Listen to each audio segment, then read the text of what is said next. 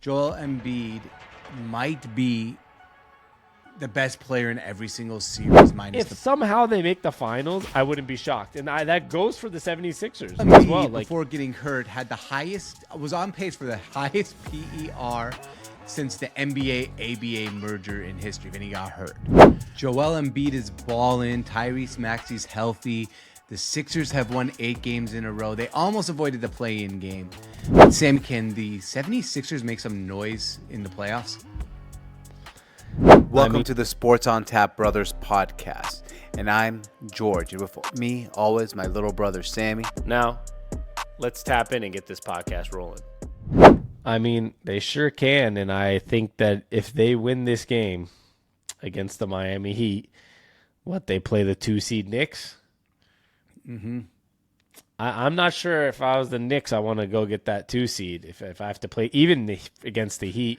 You know, I think the biggest thing for the 76ers here is usually having to play in the play-in game. And if you win that, play-in game, both these teams, Heat and Sixers, probably are dying to win this play-in game because you don't want to play the Boston Celtics if you end up in that 8 seed. Playing against the Knicks without Julius Randle, I mean, if you ask me, I take the Sixers in 5 or 6. I like Jalen Brunson and the Knicks. They're not that crazy. I was going to say you're crazy for going 5 or 6, but then I thought about it. You're not that crazy. I love what Jalen Brunson's doing. He is just balling. Watching him at Madison Square Garden is they love him over there, right? He is New York as New York can be. He's from New York and he plays for the Knicks. But you tell me in that series, who's the best player in that series? Embiid. Who's the second best player in that series? Brunson slightly over Maxey? No, I mean, Brunson's maybe 4th MVP right now or 5th. Right, but I wonder if you but we've seen Tyrese Maxey drop 50 points in a game multiple times this year, and we saw what he did, the points he put up without Embiid. I also go Brunson is better than Maxey. I totally agree with you there. But I wouldn't say it's the biggest jump ever. The 76ers are going to have 2 of the 3 best players in that series. Yeah, but I mean, Brunson, I don't know. That's a topic that I love to know other people's opinions on because I think Brunson. I don't even think it's close. Maxey's a great number 2. Brunson's a number 1 on the 2nd seed. Yeah, you're probably right. New York Knicks. I mean, hear that out for a second. Remember, Brunson went off in the playoffs with the Mavs and Luka, and they really wanted him to stay. Then he goes to New York, and he's led them to the 2 seed. When's the last time the New York Knicks were the 2 seed? I think they were the 2 seed the year of Carmelo Anthony and Amari Stoudemire. Oh, they were the 1 seed, I think, that year. That was 2013. You're right. 13. Yeah, so 11 years ago. You're right. Yeah. It's Brunson, but I'm just saying they have 2 out of the 3 best players. OG Anunoby is never healthy, but the crazy thing here is that coaching matchup because you got Nick Nurse, who is a amazing coach, and Tom Thibodeau, who'd be an amazing coach. So once you get out of that, okay. So let's say whoever wins, let's say the Sixers go ahead and beat the Knicks, right? They win the Heat, beat the Heat, beat the Knicks. And then you play a fucked up and banged up Bucks team or the Pacers. All of a sudden, you're talking about making a run all the way to the Eastern Conference Finals, which, by the way, Joel Embiid has never got past the second round in his career. Yeah, I'm going to say 2 things there. One, I want to rephrase something I said about the Maxey Brunson thing. Okay. Brunson is this much better than Maxey right now. Number 1. Maxey's ascending right now. I think Brunson's at his peak now, officially.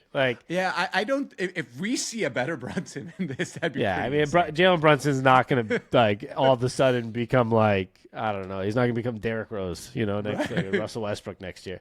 This is the peak. Maxey's still got time to get to that peak. And number 2 is when you're the number 2 player and a lot of attention's on Embiid as the number 1.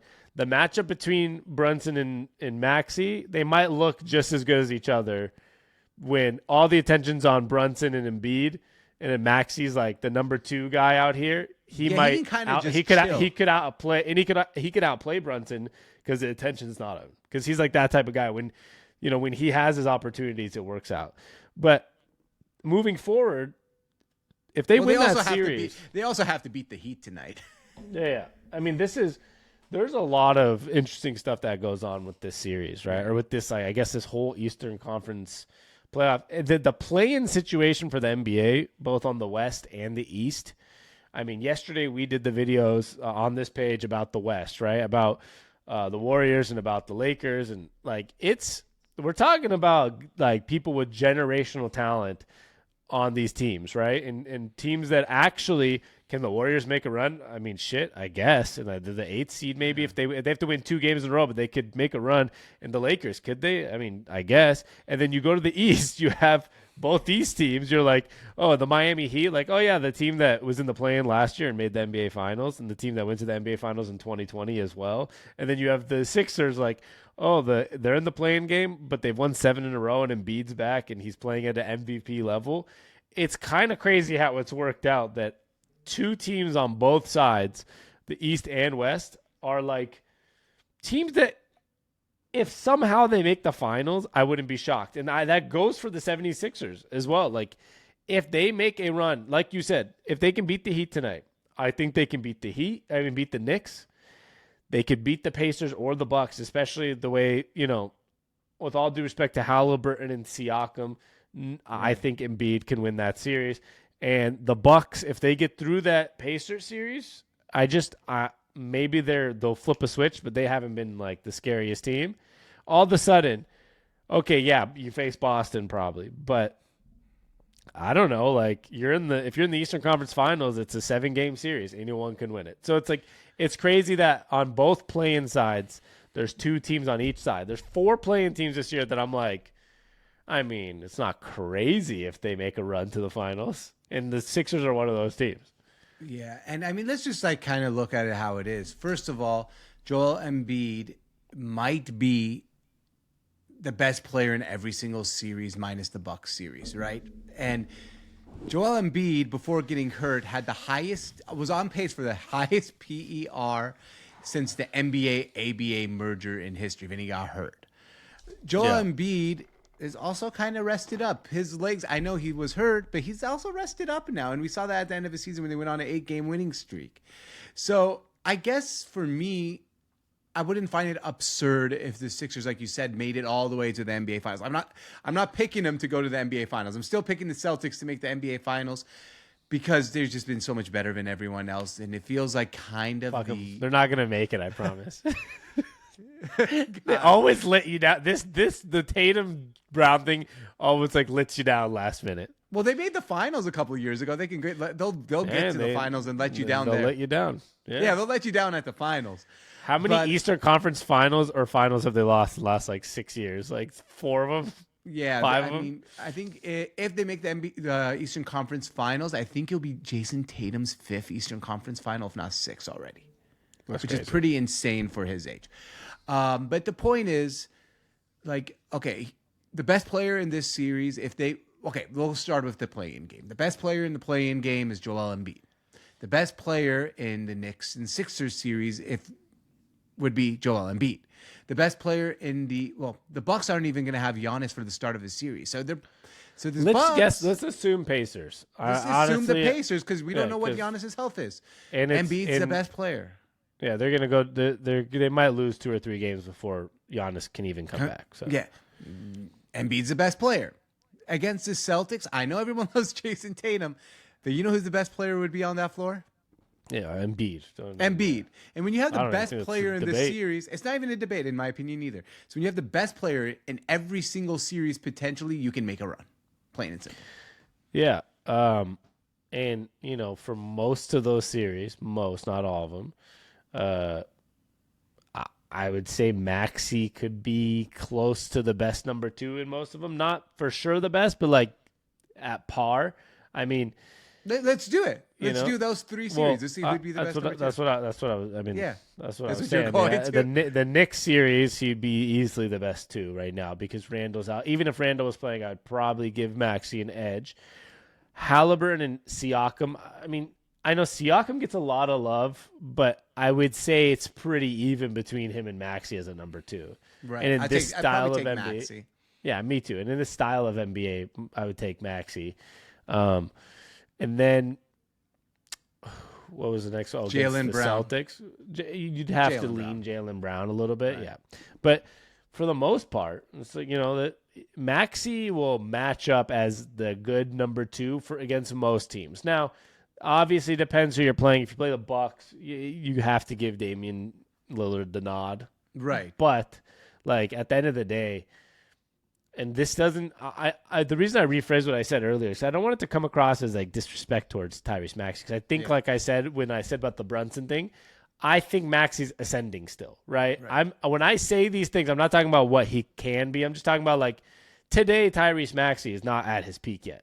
Like, Correct. you know, maybe in 2 years from now, if he plays a 40-year-old Damian Lillard, he'd be the better player. But right now, like Maxey's still ascending. I think what this team, like you're the coach of the Sixers, you're the GM of the Sixers. You are really praying that they can win this playing game and get in at least to the second round. Because if this team, like you said, Embiid's never made it out of the second round, but if they can't even get to the second round this year, that's a disaster. Like they gotta get him. It's just hard though, because like honestly, it's just injuries. If they didn't get injured, they'd probably be the second seed, and then all of a sudden New York's the third seed, and they'd be playing. I don't know, Atlanta. Who knows what? Or the Heat, or the Pacers. Like, oh god, the Heat. Yeah, but yeah. So I just think they can make a run. That's kind of my just whole synopsis here. I'm not saying they're going to make a run. A lot of things can happen, but the Sixers could make a run here in the playoffs. Yeah, I think they can. I think it's just that's not tonight. I guess tomorrow. It doesn't matter. Whenever you're listening to this, that playing game is going to be a fun one. I mean, we're talking about two teams, like we said, that have a realistic opportunity to be a playing team that, like, if they made the finals, you wouldn't be shocked. So it's going to be that's a hell of a playing game. Absolutely. Well, thank you for watching. This is Hoops on Tap, coming up at least. It's called Yes We Ball right now, but keep your eye out. We're going to be changing the name to Hoops on Tap. My name is George. With me is... I'm Sammy. And we're part of the Sports on Tap for our football content. And you'll see all the links in the description for us and all our channels. So, and if you are a fan of Seattle sports, we have our Seattle sports stuff. We'll link that down below as well. Yes, sir. We appreciate you guys.